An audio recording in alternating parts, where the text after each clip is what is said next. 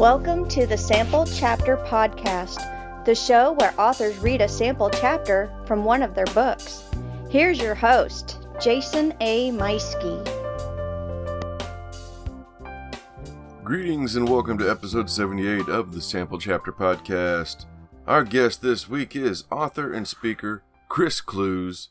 He's an 80s pop culture enthusiast and close personal friend to Abe Froman, the Sausage King of Chicago. And if you get that joke, you're going to love this episode. Stay tuned for what is sure to be a lot of fun coming up in a few minutes. Once again, this is the Sample Chapter Podcast, the show where authors read a sample chapter from one of their books. Thank you so much for tuning in, downloading, streaming, however it is that you are experiencing the show. I want to invite you to follow the show on Facebook and Twitter. It's also on YouTube now, which is a really great place to subscribe. You can check out the book cover art as the show is playing in the background. It's a really fun place to go. Finally, if you or a friend are a published author and would like to be on the show, contact me at the show email, which is samplechapterpodcast@gmail.com. Let me know who you are and what your book is, and we'll get something set up.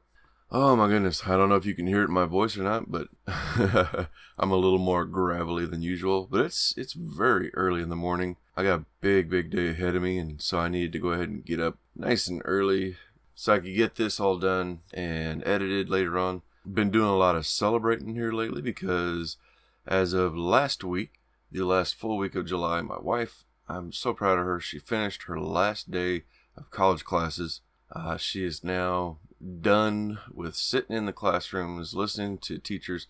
Just like the song goes, no more teachers' dirty looks. Yeah, she finished that up. All she has left now, here in another couple weeks, she'll be going to internship, and then she'll be finished with her master's, graduating in December.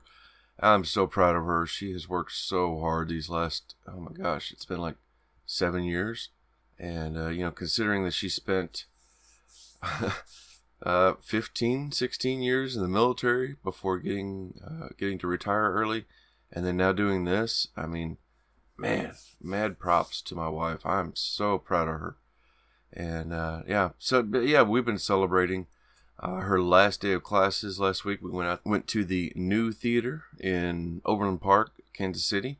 If you don't know what that is, the New Theater is a dinner theater. And let me tell you, it is a fantastic place to go. Wonderful shows, amazing food, great people, and the service is incredible. Highly recommend. If you're ever going to come into the Kansas City area, or if you're in the area now, get yourself over and check out a show at New Theater. And, it's fantastic. You're not going to regret it. It is a lot of fun. Now, because of my wife finishing up classes, I knew that was coming up, so I went ahead and banked a bunch of episodes, a bunch of interviews. Over the past week to 10 days, I've probably done 7 or 8 interviews, and I did that to help save some time, so that way I can have more time with my wife in the evenings, getting to spend some time outside all together as a family. It's been a lot of fun. But yeah, I've gotten so many interviews that I think I have enough now to get us out to episode 85, which, that's quite a few. And it's already got me looking ahead to, it's just amazing to think that, 85, that's just 15 away from 100. And man, what a milestone that's going to be, right? Holy cow, that's just been a year and a half that I've been doing this show. And to think that I'm just that close to hitting that big 100 is kind of blowing my mind. So I'm making some plans. I'm getting some things arranged now, trying to figure out exactly what I'm going to do for our extravaganza episode 100. And regardless, episode 100 is going to be something special no matter what. And we'll see what we can do. Well, one of the things I love about doing this show is that week in and week out, it is a variety of authors and a variety of books, chapters that you are hearing from. It's one week you're hearing a horror story. The next week it's something, it's a Christian-based theme. The next week after that could be a thriller. There could be a Western. There could be some other romance. I mean, it's just one thing after another. And included amongst all that, we've also had some really fascinating nonfiction stories here and there. And today is no exception. Our guest is Chris Clews. He's an author and speaker, and he's an 80s pop culture enthusiast. He has put together a fantastic book called What 80s Pop Culture Teaches Us About Today's Workplace. And I've already read it. It was a quick read. I mean, I literally sat down and opened the book up and read the first 3 chapters in maybe 10, 15 minutes. So it's really a quick read, but it is quite the nostalgic trip down memory lane, especially for myself, because I am somebody who lived the 80s. And it was a lot of fun, especially hearing Chris's views on lessons that you can learn from these movies, these iconic movies, and how he wrapped these up into a lesson that you can take with you into business. And really, they're almost life lessons. They're business related, but it's life lessons. I think you're gonna really love it. And along the way, Chris and I had a lot of fun talking. I mean, we talked about the 80s. We talked about the movies, the cars, the lifestyle. We had just so much to talk about. I'm gonna have to have him back on the show. He's got a follow-up book coming in just a few months, and it's gonna be. Definitely gonna happen. We're gonna have him back on the show because there's just so much to cover and so much fun stuff. We had a blast. One of the things in particular that we talked about that was a lot of fun was how the 80s really birthed that ability to begin sharing your creativity with others via what was the first social media outlet, which was the mall. I guess you could say it was the mall and bootleg VHS tapes. The home movies that you could make and then make copies of and send it out. Good grief, that was my introduction to Tony Hawk and other skater guys. Not that I was a skater, but my brother, Brett, out there in California. I love you, man. I don't know if you listen to the show, but I love you, Brett. But yeah, my brother was a huge skater, and I just remember him coming home one day, and it was like, yeah, a friend of a friend, this guy I know, he's got these tapes, and here's I'm blanking on some of the names. You got Tony Hawk, Caballero, all these different guys, and it was just these, back then, we were all kids, and they're skating in somebody's backyard pool, but doing these incredible things on a skateboard. And then during the episode, Chris and I talk about Tiffany and Debbie Gibson. They were discovered singing in the mall. They were entertainers in a mall, and like I said, I think the that was our introduction to social media. If you wanted to see a lot of people get together with friends and hang out, the mall is where you went, and that was the birth of that. And we have the 80s to thank for it. But anyway, that's one of those many things that Chris and I are talking about. It's a great episode. I had so much fun talking with him, and make sure at the end of the episode that you are clicking the links for Chris, because he loves having feedback from fans, and he does a lot of engagement with people who are following him and find out what your feedback would be on any future books. And that way you can tell him, hey, you know what? This movie was one of my favorites growing up, and what kind of lessons can you learn from that? So make sure you've clicked those links in the show notes so you can follow Chris. And I think I'm rambling enough now, so I'm going to get us on over to a word from our advertiser, and then you're going to hear the interview with Chris Clews.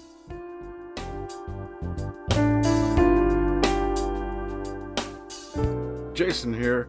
Hey, I wanted to take a moment and tell you about my favorite writing tool, Scrivener.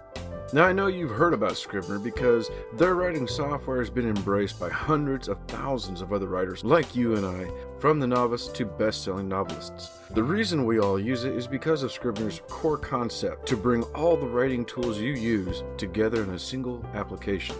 And with tools like automatic backup, character maps, project goals, and let's not forget that amazing corkboard, you can see why I use Scrivener every day. As a bonus for Sample Chapter Podcast listeners, use code CHAPTER for 20% off your desktop version. Scrivener writing software, built by writers for writers. And welcome back, everybody, to another bodacious episode of the Sample Chapter Podcast. Any of you out there who grew up in the 80s, you're going to have a fun time with this episode, because I am talking with 80s pop culture enthusiast, author, and speaker, Chris Clews. Chris, welcome to the show, my friend. Hey, Jason, thanks for having me, man. This is great. It is absolutely my pleasure. I'm so happy to have you here. I can't wait to dive into this. Yeah, I'm excited. From the time that you reached out to me, I was really looking forward to doing this. Very cool concept, very cool podcast, and I'm excited to be part of the list of authors that you've had on previously. So thanks again for the invite. Thank you. So I guess the first thing I think that pops out, of course, you wrote this book, What 80s Pop Culture Teaches Us About Today's Workplace. And one of the first things that comes to me is, why the 80s? Mm-hmm. Yeah, so, well, for a couple of reasons. One is I'm the quintessential 80s kid. I was born in 1970, so 10 years old in 1980, 19 in 89. And pretty much everything I did for the first time, my formative years were in the 80s. So I love the decade. I'm very nostalgic for it. I also think that it's a really interesting decade in that if you think about the creativity, the individuality, the movies, the television, it just keeps coming back.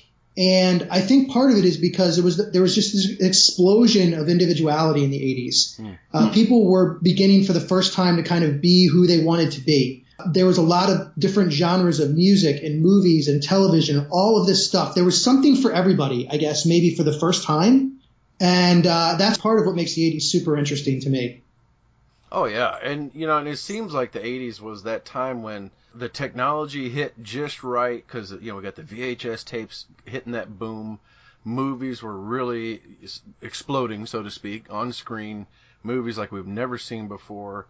And just an entire cultural evolution that we've never seen and really just, it only existed in that time.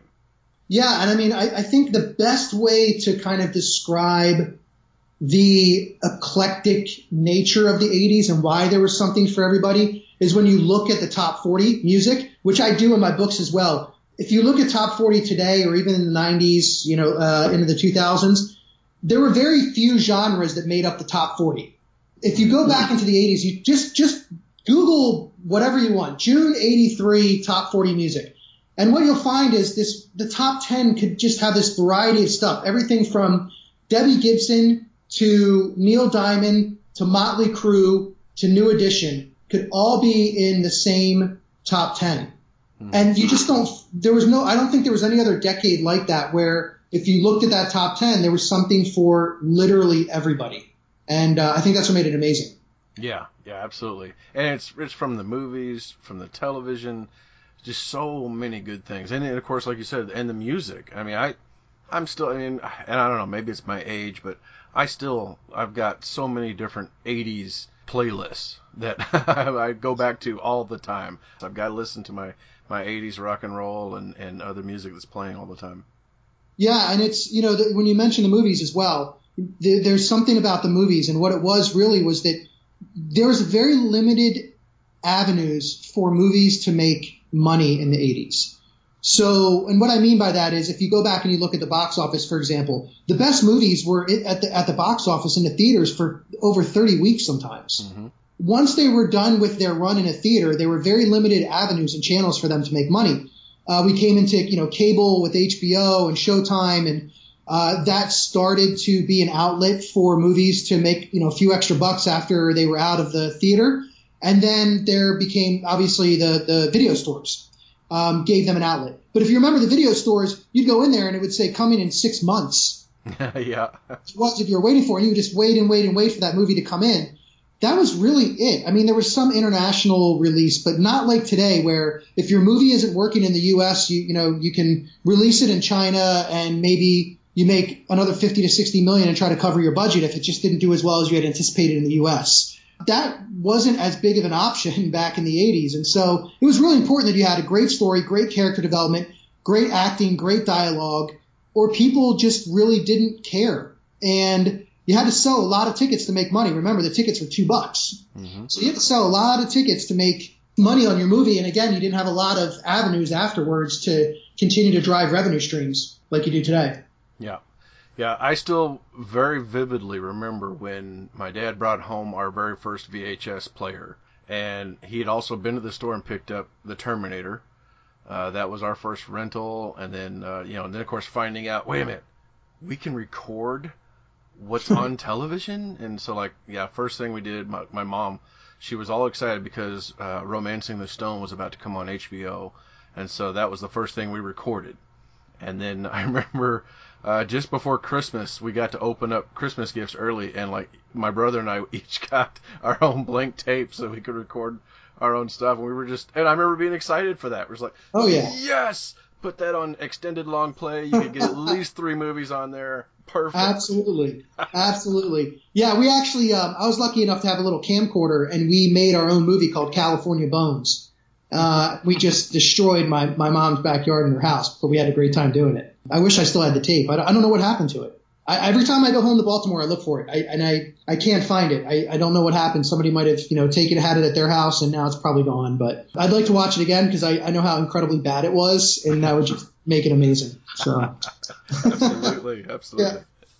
All right, so we've got all this 80s nostalgia. Now, what was it about looking back on these 80s movies that made you think business lessons? Where did that come from? Yeah, and so it's a question I get all the time, and it's really interesting. I've always enjoyed writing. I've been doing marketing for over 20 years, and it was kind of one of those things where I took a step back and I thought, is this it? I mean, I'm going to be a pretty good marketing guy, and then at the end of my life, that's what it's going to be. And I felt like there was something more for me to do.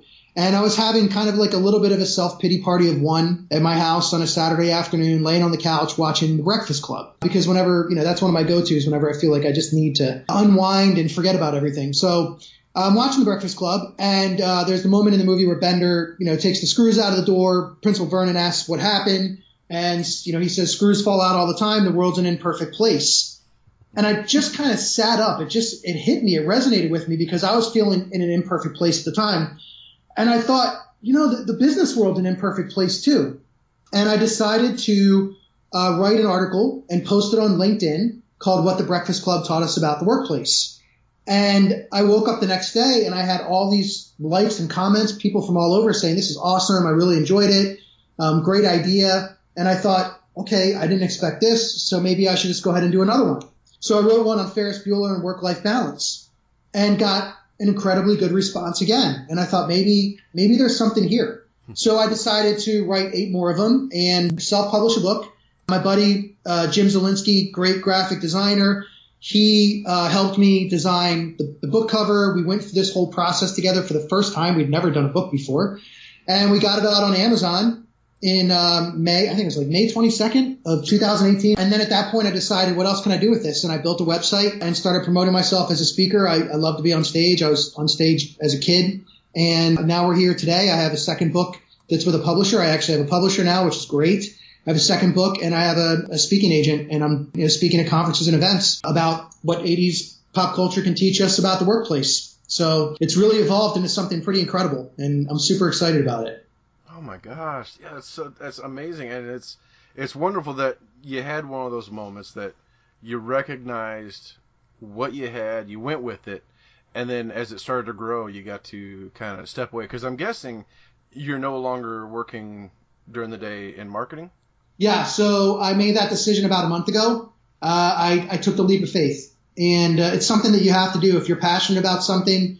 You believe in it. I mean, I was doing it at nights and on the weekends, and I had a pretty big marketing job myself in terms of what I was doing on a day-to-day basis. And I had to make a decision. And the decision was I needed to go for it. I never wanted to look back at the end of my life and say, I wish I would have. Those are words that I hope I never say. And so this was a place where I had to make that decision, and people were telling me, if you really want to run with this, you've got to be available 100%.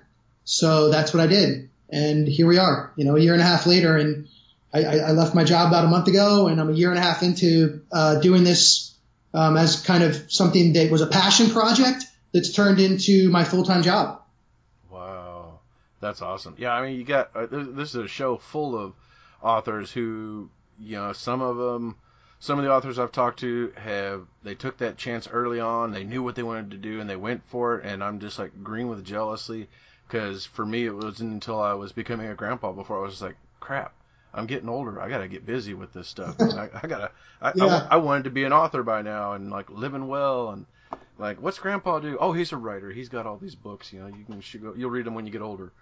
But yeah, that's exactly it. I mean, I talk about that. I kind of had to. At some point, I had to live what I was preaching. One of the chapters in my first book is "Say Anything" in Lloyd Dobler, and one of the lessons in there is about taking the dare. That kind of dare to be great moment that he took, and he talks about that, and I talk about that, taking the dare. So if I'm going to talk about that, then I needed to do it, and so here I am, and it's great. I mean, I love it. The opportunities that are coming to me now that I'm available are amazing. I think you and I were talking earlier about a great event that's happening in Anaheim, California, September 28th and 29th, which is NostalgiaCon. It's a really cool event. And the reason that I know about it and that I've been involved with it is because I met the people who are putting it on through a very small speaking engagement I had at a place in Miami. I live in South Florida, called the Lab Miami, which is a little kind of WeWork facility. And I did a presentation there about what 80s pop culture can teach us about the workplace. And the first NostalgiaCon event is 80s focused. And if you go to nostalgiacon80s.com, you'll see all of the people that they already have from the 80s who are going to be there, from television, from film. There's going to be concerts there as well. It's really, really cool. And I would have never met Manny and Angela, who are, have put the thing together. I would have never met them if I wasn't available. And that's what it comes down to. Mm-hmm. So super cool. Yeah, taking the chance. Yeah, taking the dare. Yeah. And that's something else about the 80s I got to thinking about. And like I said, I've read the first several chapters. I'm into Planes, Trains, and Automobiles. Was that chapter 8? And yes.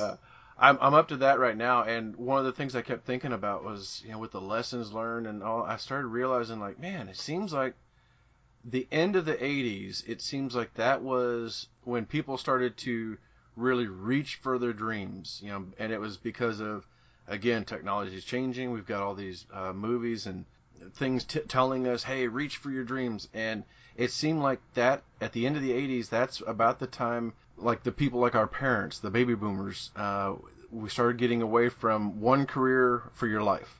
Yes. And people started, they would try a job out for a few years. I'm not feeling it. I'm going to try something else out.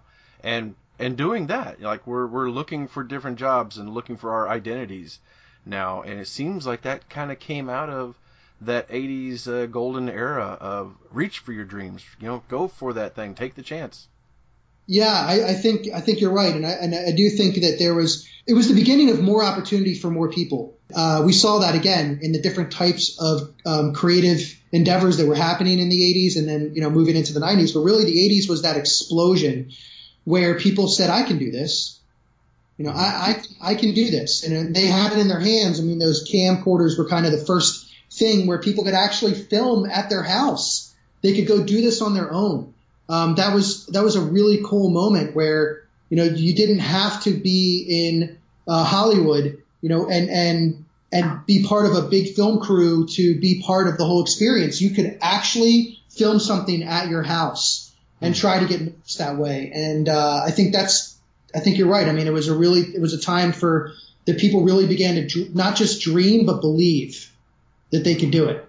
Yeah. And we could talk all night about that. I mean, that kind of started with us landing on the moon and going from there. But I mean, really with the 80s where people changed from dreaming about something to believing that they could make it happen. Yeah. And we'll talk about entertainment, right? So listen, Debbie Gibson and Tiffany, where were they found? In a mall. And I mean, that wasn't my genre of music in particular, but think about that. I mean, they were singing in malls. So you had these outlets that were not available before. I think the only way that you were found is if you were in the right place, to be in LA or New York, or you had to be on the Gong Show. I think that was about it. And then there maybe Star Search. Star Search started, I think, in the early 80s and started to find some people as well, just like America's Got Talent does today. So, I mean, there's so many reasons why it was a great decade for creativity and the individual and the ability for us to not just dream, but actually pursue it and believe that we could do it. Yeah, absolutely. So, all right, so you started this one off. You've got 10 movies, All of them iconic. How in the world did you narrow it down to 10, and why these 10? I think for the first book, I really focused on 10 that I knew really, really well. I mean, I know a lot of movies well from the 80s, but these were the ones that jumped out. And you know what?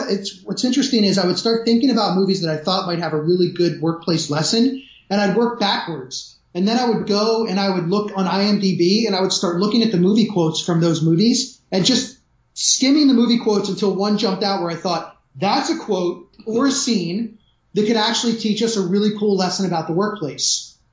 And that's what I did. For the second one, it was a little bit different because I thought it would be more fun, although I reserved the first chapter and the last chapter for myself. For all the other chapters in between, I went out to social media and I asked people, here are 4 movies that I could potentially do for the next chapter. Which one would you like to see? And got great response from people. And that's kind of how I built the second one, was what people wanted to hear about. The first one, though, I did on my own. They were just 10 movies that really meant something to me. All of them in different ways. Some of them, like The Breakfast Club. That was the first R-rated movie that I went to see with my dad. And he thought it was a really important movie for me to see as a teenager. And so that, there was a good reason why I had The Breakfast Club in there. And then you think about Beverly Hills Cop. I was a huge Eddie Murphy fan. And so Beverly Hills Cop really was something that I wanted to talk about in the book as well. Ferris Bueller. I mean, we all thought we were Ferris. None of us were, but we all wanted to believe that we were. And so Ferris was one that was just easy for me to put into the book. Christmas Vacation. I mean, to this day, I still watch that 5 or 6 times every Christmas. At least, yes.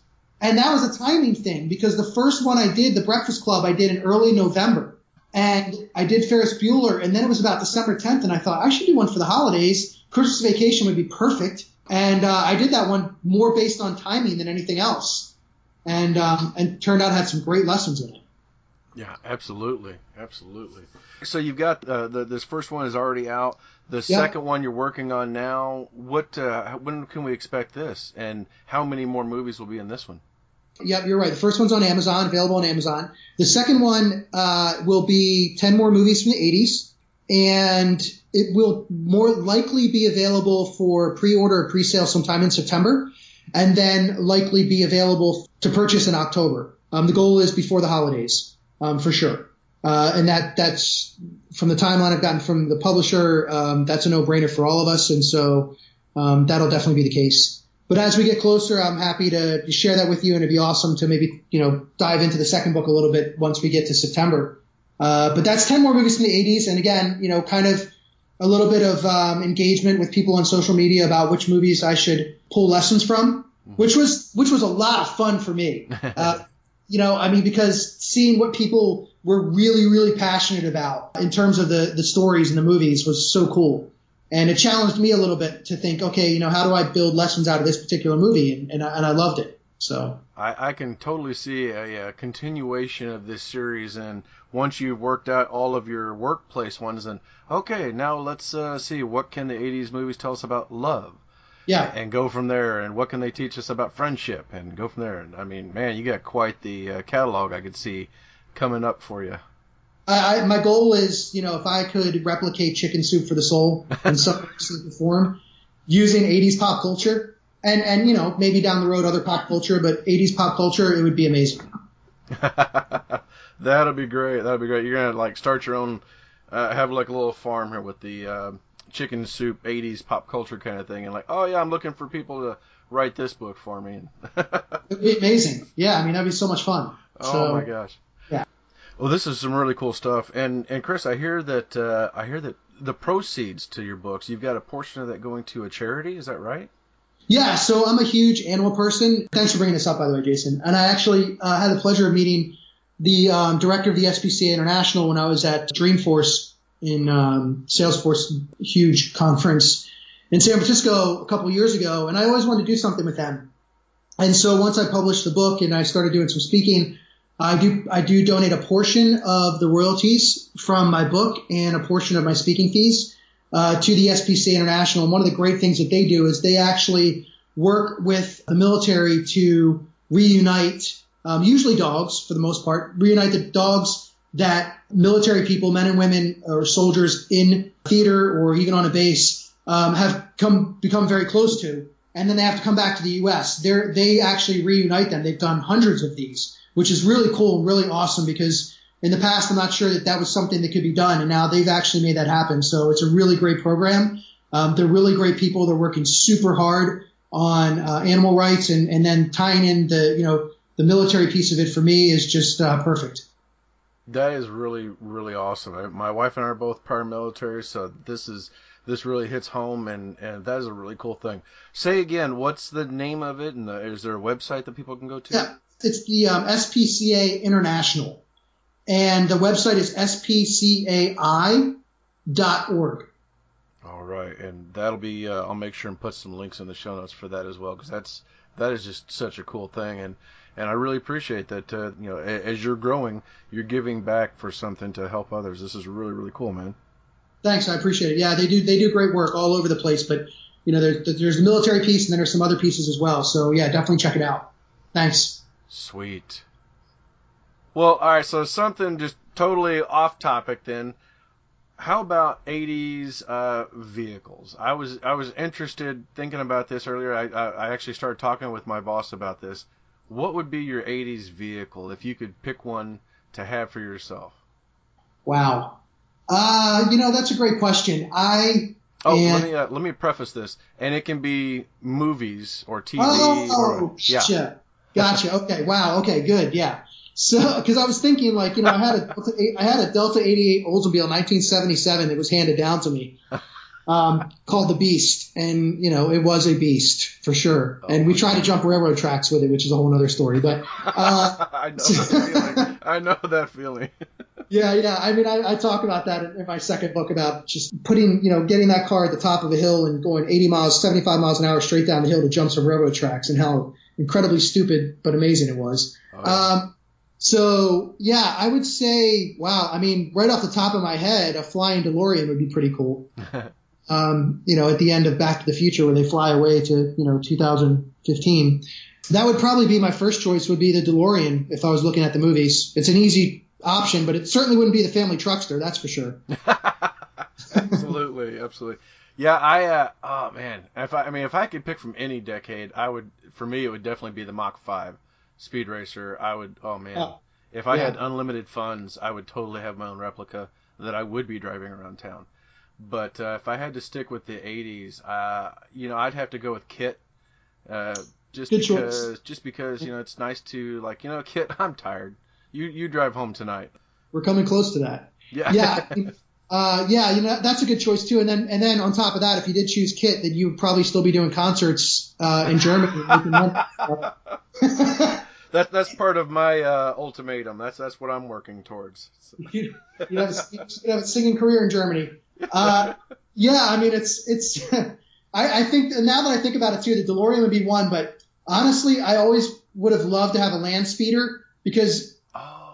I live in South Florida, and the traffic is just horrific. And if I could have a land speeder that just hovered right above everybody in traffic, that would be the best. That'd be a good one. Yeah. Oh, my gosh. Chris, this has been great. Where can people find you online? Where can they follow you? Yeah, so they can follow me. I have several different places, actually. I'll start with Twitter because I was lucky enough when I published the book, I went on Twitter to look for a handle, and at 80s Pop Culture was available. I couldn't believe it. Oh, my gosh. I mean, how that could still be available, but it was. So on Twitter, I'm at 80s Pop Culture. Facebook and LinkedIn are my name, Chris Clews, Clews. I'm also I just started on Instagram, which is Chris Clews 80s.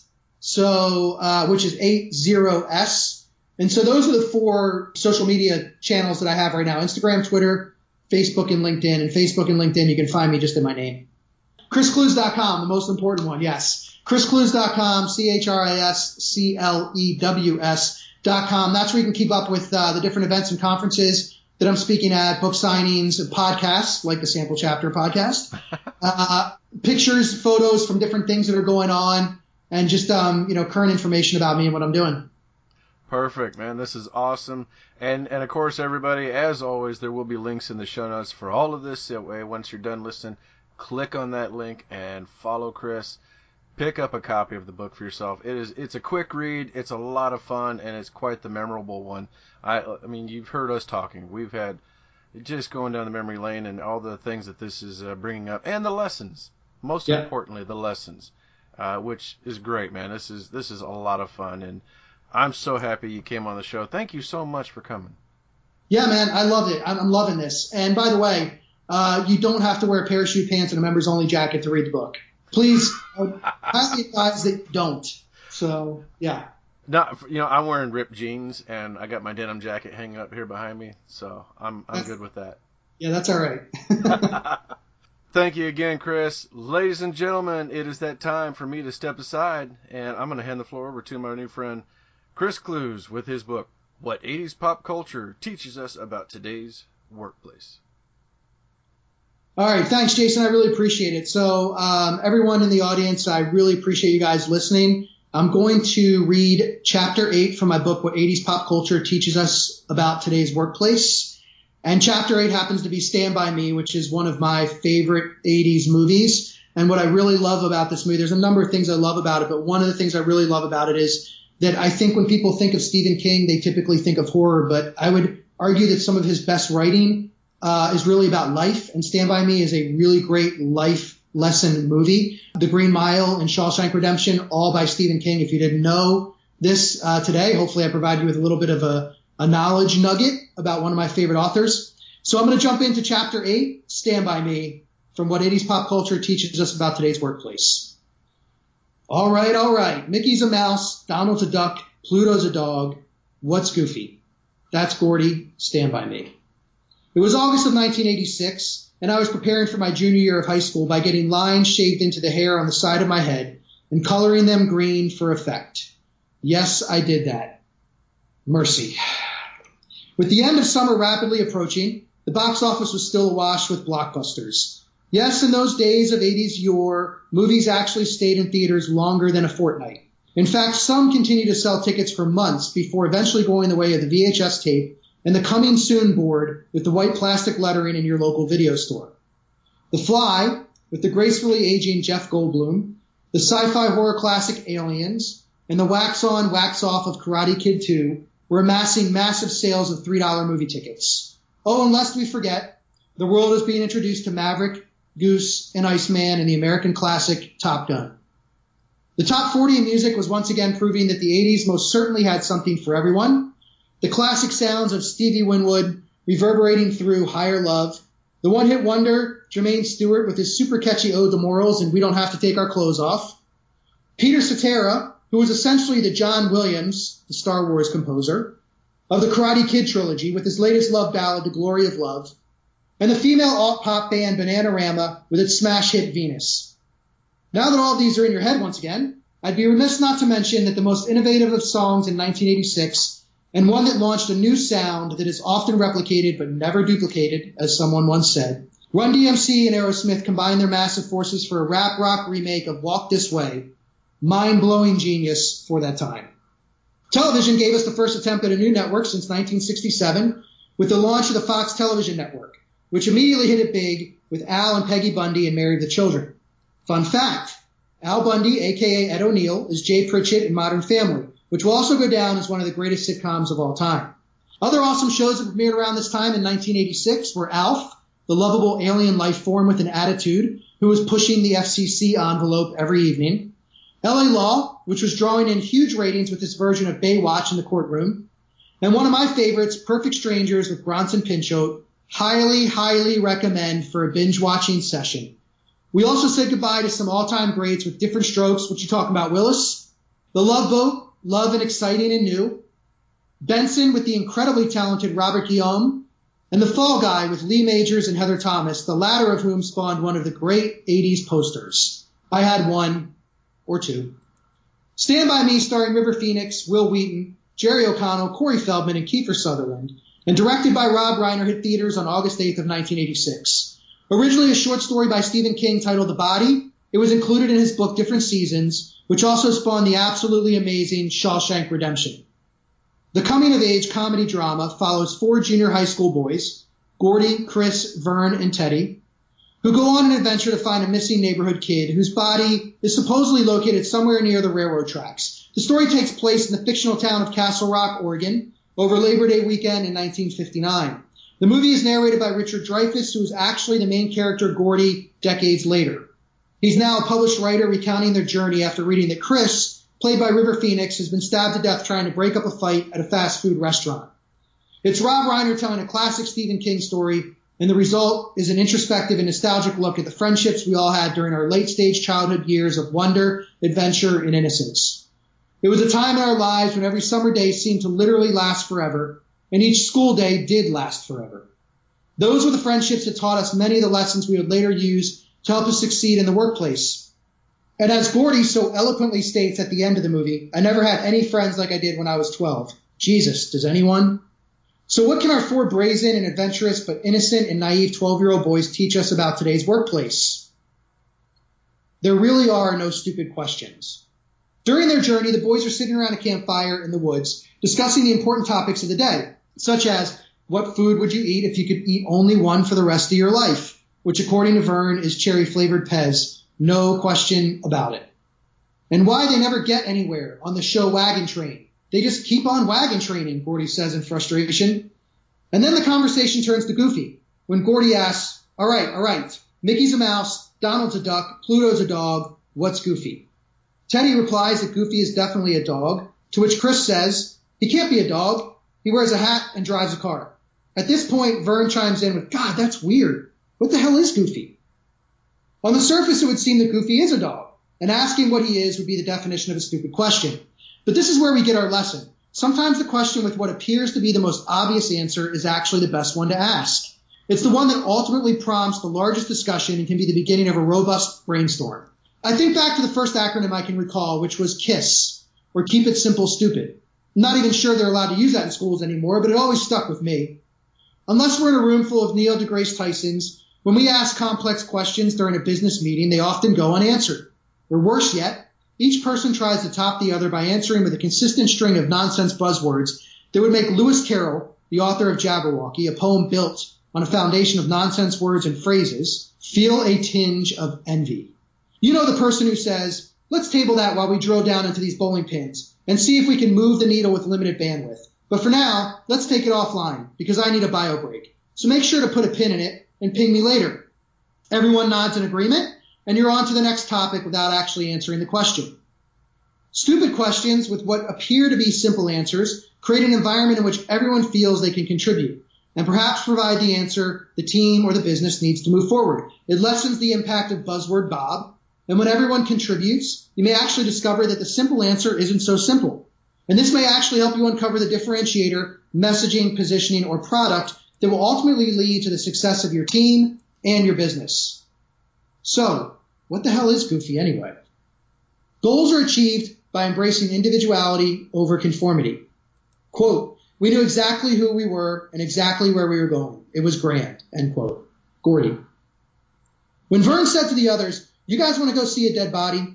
He set them on a course to achieve a goal that would change their lives forever. Innocence would be lost, and the challenges of the real world would become, well, real. But he also created a situation in which four best friends would actually have an opportunity to really get to know each other as they faced multiple challenges throughout their quest. The challenges were vast and varied. The local criminal gang on the same mission to find the body, some very hungry leeches, a train barreling down the tracks and trapping the boys on a bridge hundreds of feet off of the ground, the accidental misfiring of a gun, multiple losses of confidence, and something all of us are familiar with from being in teams at work and with our families at home, infighting. But what they learned along the way was that overcoming these challenges and reaching their goal was ultimately due to their differences rather than their similarities. Yes, they were all 12 years old. Yes, they lived in the same small town. Insert classic John Cougar Mellencamp song reference here. And yes, they all shared the same sense of adventure. But it was how very different they were from each other that got them to their destination. Gordy is a quiet, smallish, and creative storyteller. Vern is heavy-set, nervous, and very much a follower. Teddy has a quick wit and a quicker tongue, but has an angry darkness buried inside of him. Chris is the most complex, outwardly confident with leadership qualities, but inwardly insecure due to his poverty-stricken and very dysfunctional family. He's highly intelligent, but doesn't realize it. Ultimately, each finds something in himself that helped the team face and conquer a specific challenge. which let the members of the group see the true individuality within each other. Because they embraced individuality over group conformity, the boys ultimately reached their goal and found success. Healthy businesses and teams embrace the individual. When employees are allowed, better yet encouraged, to be exactly who they are, as Gordy stated, it creates an environment in which everyone has a chance to thrive on their own terms. And this is when really great things happen. One of the coolest examples I've seen of achieving a goal while embracing the individual was when a space probe landed on a comet for the first time. There were cameras in the control room, and as you would expect, everyone was cheering and crying. It was an absolutely incredible moment. But this is what made it super cool. As they panned the room, what you saw was not wonky rocket scientists with pocket protectors and thick bifocal glasses. Not even close. What you saw looked more like the crowd in an alternative rock show. Here was the incredible, diverse group of men and women, some with tattoos, others wearing hoodies, and a few with visible piercings, who had just steered a hunk of super high-tech metal through space and landed it on a comet. Yes, landed on a comet.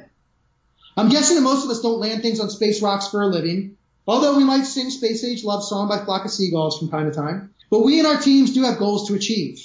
And if you find that your team is achieving its goals, but the results are typically of the vanilla variety, thereby not providing breakthrough solutions and leaving all of you consistently underwhelmed, try removing any conformity and embracing the individual of each team member. Approach the next goals or strategy session by encouraging everyone to shed their corporate skin, remove their work mask, and be exactly who they are. You might be pleasantly surprised by the outcome, and if nothing else, it will create an atmosphere of acceptance that will make everyone more comfortable with each other and themselves. And that, my friends, as Gordy would say, is grand. Did you think that was the end? That's not the end. I've got a surprise for you. Chris is now going to give us a little teaser into book 2 that's coming soon. Check this out. Hey everyone, yeah, I'm back. It is not the end of Ferris Bueller where we're going to tell you, go home. Not yet. Chapter 4 from my second book I'm going to read a little bit from, and I really appreciate Jason giving me this extra time. It'll be available in the fall under the same title, What 80s Pop Culture Teaches Us About Today's Workplace, but it'll be mixtape number 2. And this is chapter 4. I'm going to read just a little bit of the intro from Fast Times at Ridgemount High and what it taught us about the workplace. Quote, I like that. I don't know. That's nice. End quote. Mr. Hand, Fast Times at Ridgemount High. Believe it or not, there are a number of parallels between high school and the workplace. Some good, like teamwork and personal growth. Others not so good, like cliques and gossip. The student body at Ridgemount High School back in 1982 delivered us examples for each of those. But going beyond these surface lessons is really where the core of our education for this chapter can be found. As Hall & Oates said in their 1985 hit song, what you want is an adult education. And yes, Jess Spicoli is actually going to deliver that to you. Fast Times at Ridgemount High introduced us to a familiar face for the first time, Mr. Hand. Although none of us had technically met Mr. Hand, I say familiar because he epitomized the 80s high school teacher who had little time to suffer fools, which meant he had very little time for Spicoli. At one point early in the movie, Spicoli is tardy once again, and when asked why he can't make it to class on time, he simply says, I don't know. For some reason, even thinking about saying those 3 words in the workplace has somehow become synonymous with weakness and lack of preparation, or worse yet, intelligence. But as we will find out, it is okay to say I don't know. And in fact, one can and will argue that it is more of a sign of strength and character than anything negative. Of course, using that response when you're tardy to work is not advised.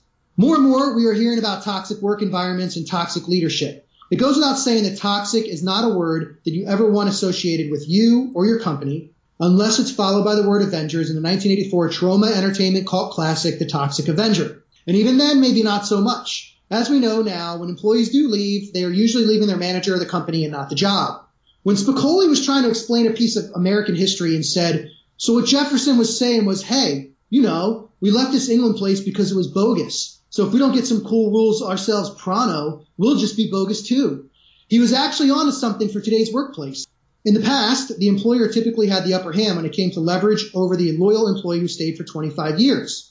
If they were lucky enough to avoid a layoff, only to be moved out and given the proverbial gold watch as a thank you. But now with the ability to find a new job literally at your fingertips, increased competition, an incredibly mobile workforce with options to also work remote, and the increased acceptance of what used to be called job hopping, the one-sided loyalty advantage the employers enjoyed is virtually gone. This is a very good thing. And this is also why striving to make your place of business the greatest and coolest place to work is an absolute necessity in today's environment and really should be built into every business plan. And finally, in the category of what the Culture Club called Karma Chameleon back in 1984, Spicoli unwittingly teaches us that when ordering lunch in the office, always make sure to get enough for everyone. So before we begin to learn more about what Spicoli, Mr. Hand, and the student body at Ridgemont High taught us about today's workplace, let's very carefully hop in the time machine with the I'll be back cyborg known as the Terminator and pay a visit to 1982.